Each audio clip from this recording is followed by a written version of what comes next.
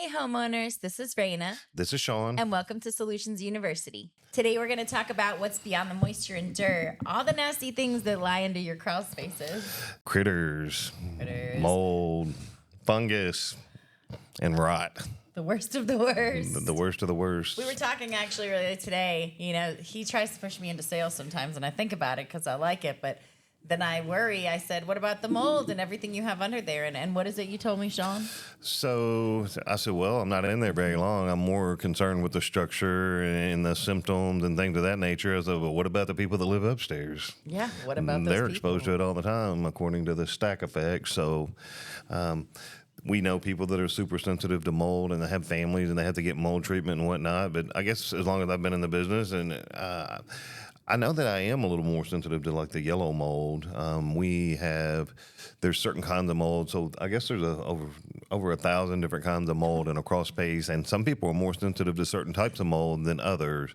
I'll give you an example. I guess I've seen people mention black mold, and just because mold is dark or has a dark color to it doesn't necessarily make it the evil black mold. So, but you never know what I guess you would have to have mold tests and find out maybe which ones bother you the most. But critters, we find critters in crawl spaces. We've seen snakes, we've seen mice, slugs, all those things are in a crawl space because they thrive in that environment when it's moist. Yep. When it's moist and rotting and just nasty under there, that is definitely where they thrive. And, you know, mold just loves that organic material, which we are basically handing to them. We are handing them their feast without having a properly encapsulated crawl space. And then like mold is like rabbits. They make lots and lots and lots of more mold spores so they can just drift and find the new wood that's in your crawl space. So Raina and I were talking about sistering and joist and beams and how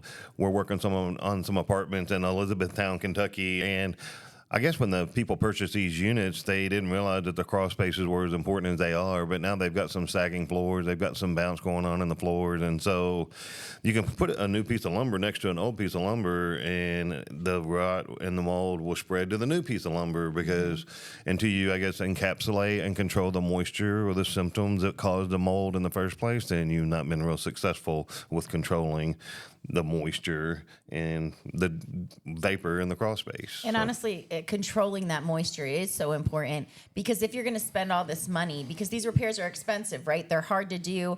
As it was described, imagine being on your back, having to go underneath a house, an apartment complex, whatever it is, with these very, very large wooden beams basically, and having to put them perfectly on and assemble. I mean, that is a lot of work, and to lose all that just because you don't control the moisture, and then that mold will also spread to insulation. You really taught me that. I didn't realize that that's just a candy field for them. So that's right. So people sometimes ask me, well, why is it so expensive to have work done in your crawl space? And so you've got these contractors that know how to like do structural repairs and do framing, right? Well, they rather work on a brand new house where they can stand up with a new foundation and build it from the bottom up. So when you ask a structural person to get on their back and crawl through a nasty crawl space and to slide this in between the wiring and the plumbing and the HVAC and all these different components in the crawl space, well, guess what?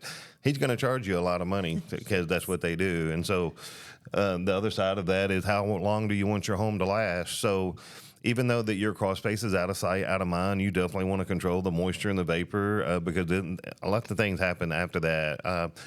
Termites love wet wood. They love it. If you have a house with that, right? What? We just had a house that we worked on with termites. Remember, they didn't even know until well after they moved in. Nobody could catch it. We're not a big fan of working on houses with lots of termite damage, but we do run into that because the environments that we work in have a lot of moisture. Yeah, and termites dry out without moisture. Like, let's point that out. You control the moisture, you can control the termites. So what she's talking about is if you ever knock their tunnel down and they can't dry out, they have to go from the ground to the food source and keep their bodies, moist so they don't dry out. And I'm not a bug guy, but that's the general analogy. But the truth is, you have a lot of moisture and vapor in your crawl space, and then more critters, termites. Termites are probably the worst of the critters, but I guess my greatest fear in a crawl space is running into a skunk because I'm afraid I won't be able to get out of there.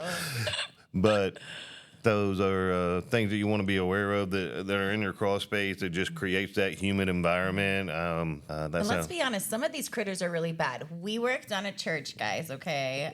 Or we were, I believe, attempting to work on church. Remember all that groundhog damage you saw? Where they were trying to fight their, a case over it. And he saw one, but it ended up being a whole bunch of them that have been done damage over the past 20 years where they're chewing the wires, they're chewing the wood. And I mean, oh my gosh. So I'm not a groundhog expert, but Right. it seemed to me they were kind of like the birds, they kept coming back every year. Well, that was their nest. It's kind of like, and I saw the guys. So anyway, they've been doing all this damage and tunneling under this slab to this church. It was their rec area to a church, and they did a lot of damage. And long story short, I guess the adjuster's calling us, asking us if we really thought the groundhogs did the damage. I'm like, yeah, I went outside and I saw him. I mean, what are your chances in broad daylight, 1 o'clock in the afternoon? We're talking about groundhogs. I'll walk outside and there he is. You've got moisture, you got problems. Raina made the analogy that, well, if you're replacing these joists and they're getting squashed and everything's affected, your doors upstairs, the structural components of the house, the cupping of the floorboards, that's when you start seeing things out of whack in your home. And so I guess wet wood is not strong as dry wood. End of the day, the moisture's bad, critters are bad. We want to keep those things away from the house. Have you ever had a haunted crawl space experience by chance? A what? A haunted crawl space or basement experience? They're all haunted. They're all Except scary. for mine. It's encapsulated. So moisture's bad. Mold is bad. If you don't, Raina's asking, is the mold bad for me? If it's not bad for me, well, maybe it's bad for my family. So we want to stay focused. We want to do the things we're supposed to do. Call us for a free inspection. We're glad to come out and help protect your health, your structure, make it last a long, long, long time. And so let's do that. Let us tell you that most of our calls are for the most part these new builds. So take care of what you've got. They've built it better in the past, and you'll be able to pass that home down for generations, we hope. So that's our take on moisture, beyond the moisture in your crawl space, what else comes with it. So those are some of our tidbits, and we'll hope to see you again soon. Thanks so much and have a happy new year. Thanks.